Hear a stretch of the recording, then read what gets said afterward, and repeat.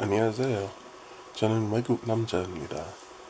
나는 웹사이트 이름은 waycookinway.com입니다. waycookinway.com입니다. Hello, this is the Waygookin. Back with another video.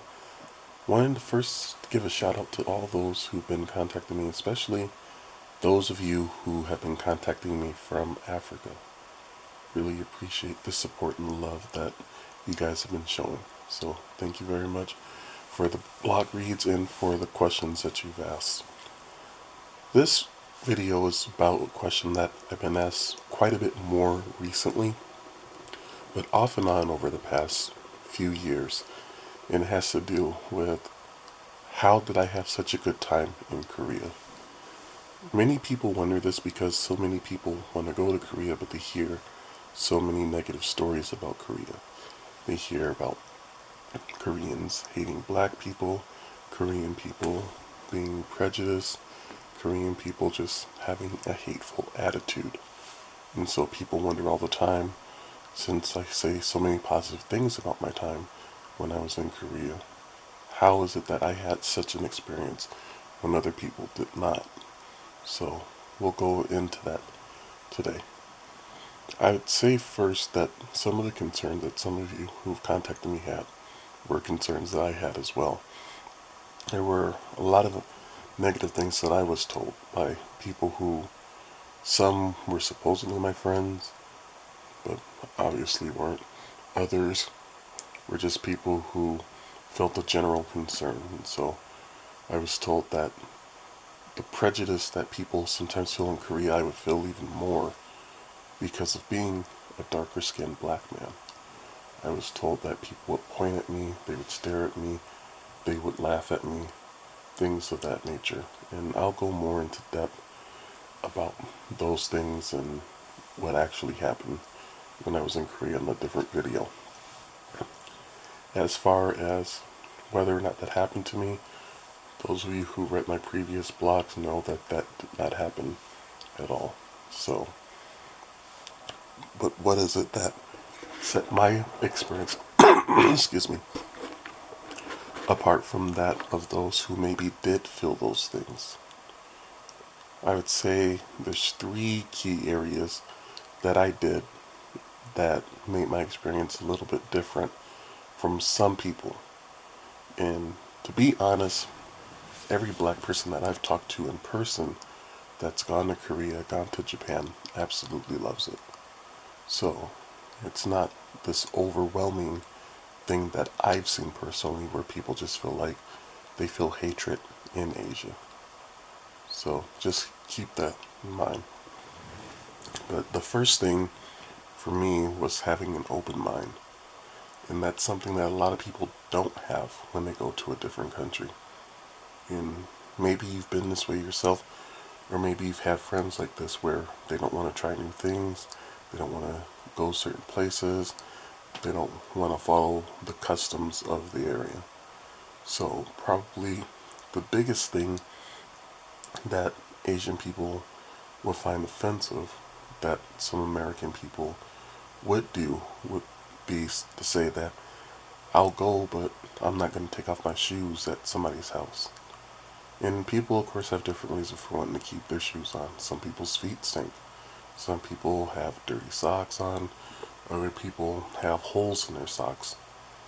Whatever the case may be. But just as people insist when you come to the United States or when you come to Canada, you gotta follow the rules of the country that you're in. You gotta follow the rules of the country you're going to when you go to Asia or Africa or anywhere else. And it is a very rude thing for you to leave your shoes on in somebody's house. So have an open mind about even small things like that, or even when it comes to trying certain foods or certain drinks. Now, does this mean I was willing to try everything in Korea? No. An example of something that I wasn't willing to try, there are dishes in Korea that use blood. So you'll have a blood sausage where it's a traditional sausage, meat seasoned and grinded. Sometimes if you go further south towards the sea near Busan, they use seafood instead of pork, but they add blood into the sausage instead of water or beer as a liquid. So I do not eat blood or any blood products for personal and religious reasons. So stuff like that I wasn't willing to try. Korea, there's hangover soup, where the base of it is cow's blood. So not willing to try that. In some Vietnamese pho places, there are these jello cubes that are in the pho. And those jello cubes that are a dark red color, they're not cranberry jello, they're actually blood jello. So things like that I'm not willing to try.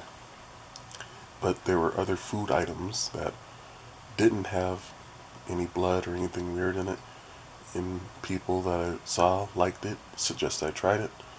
So why not try it? Certain drinks. You go to Korea, some of you who read my blogs know that there's somek and there's chimek. So are you willing to drink those drinks? Are you willing to try makgeolli? Things of that nature.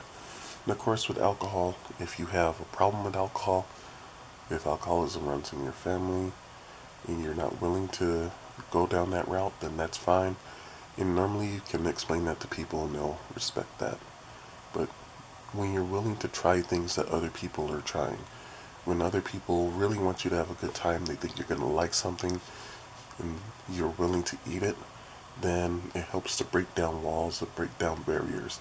Then it's easier to see you as a friend. So going and having an open mind definitely is something that can be a big help. The other thing that I would say helped would be language and culture. So I'll talk about language first. Unfortunately, many in America have this reputation of being people who feel that everyone should speak English, and even when they travel to other countries, they think everyone should speak English. This is despite the fact that it's universally agreed outside the United States that Americans do not speak proper English. But some people get offended and shocked when they go to another country and they cannot communicate because English isn't the language of the country.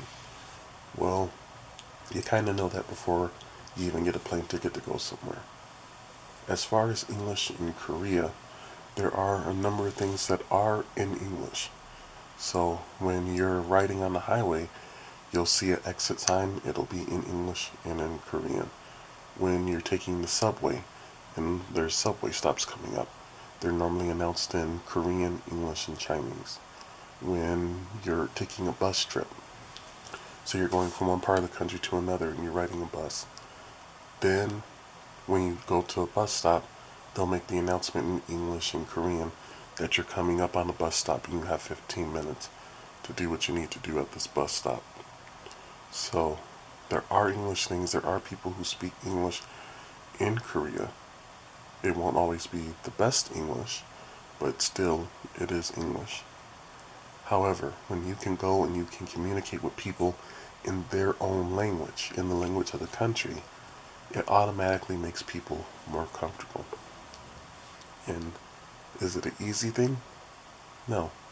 It can actually be quite scary because if you don't understand everything, if you're not confident in your language speaking skills, then it's a difficult time. And so for me, going to Korea, I know that I'm not fluent, I'm not where I should be in my Korean, and so I was just nervous about it. But I was able to actually communicate with people. So could have full conversations in Korean, long conversations in Korean. There are times where I'd be with a group of people and just would randomly be interviewed, and everything went well. So when you can communicate with people in their own language and make them feel comfortable, again, the walls come down, barriers come down. It's easier to feel like you're a friend at that point. So definitely I'd recommend knowing the language, knowing as much of it as you can before you go somewhere. And then the final part that I'm going to touch on is knowing the culture. For those of you who have seen my writings, you know that I feel that culture is just as, if not more important than the language, because culture explains the language. And so one example that I gave on the blog was that of if you're watching a Korean drama, you'll see somebody use the word halmoni, grandma, when talking to an older woman, even though that's not her grandma. So it may not make sense to you, but when you understand the culture of Korean, that she is like everybody's grandmother, then knowing the culture helps explain the language. But knowing the culture in this situation was very key for me because then I knew how to act, I knew how to behave in a respectful manner. So in Korea, I automatically knew because of knowing the culture when I get to someone's house to take off my shoes either outside their apartment or in the entryway. I knew when I was shaking the hand of somebody older to use both hands, or when passing them something to pass it with both hands. I knew automatically to bow when meeting people, not just stick out my hand, and that when it's an older person to bow even deeper than I normally would for a person who is younger or who is around my age, or to use honorific endings like using yo at the end of sentences to show more respect. And so when I'm doing that, knowing that part of the culture, combining that with using the language, that's what makes it easier to become adopted as part of the culture, to be adopted as an actual person that belongs. One of the things people don't realize about Korea is there's been so many times that people who are not Korean have gone to Korea, caused problems, done all types of horrible things that it can become hard to trust people that are not Korean. But when you go and you're the opposite of those people, you show respect for Korean people, Korean language, Korean culture, then it becomes easier to adopt you.